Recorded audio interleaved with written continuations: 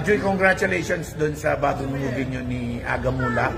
And napakaganda at napakagaling nyo ron. Plus, napakaganda ng music na nilagay nyo.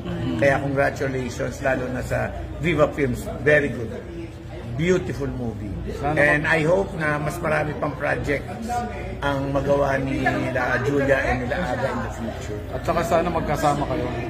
Oo nga, no? Sa movie. Maganda yun.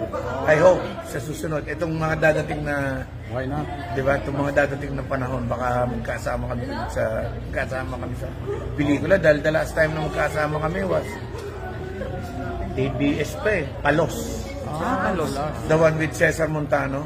Ako yung sidekick, tsaka si Redford White. Bata pa siya. Ganon. Oo. That was 2008. 2008.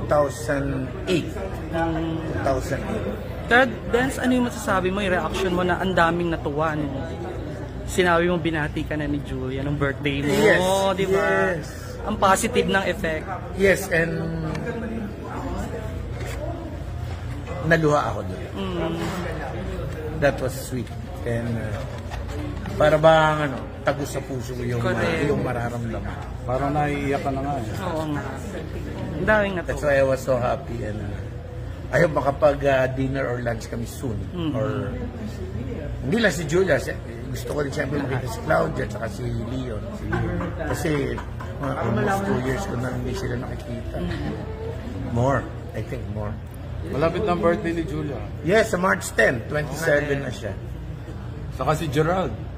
Si Gerald, kailan ko ba na uling nakita si Gerald? Baka mga 10 years ago. Tagal na. 10 years ago kung huli pa nakita si Gerald.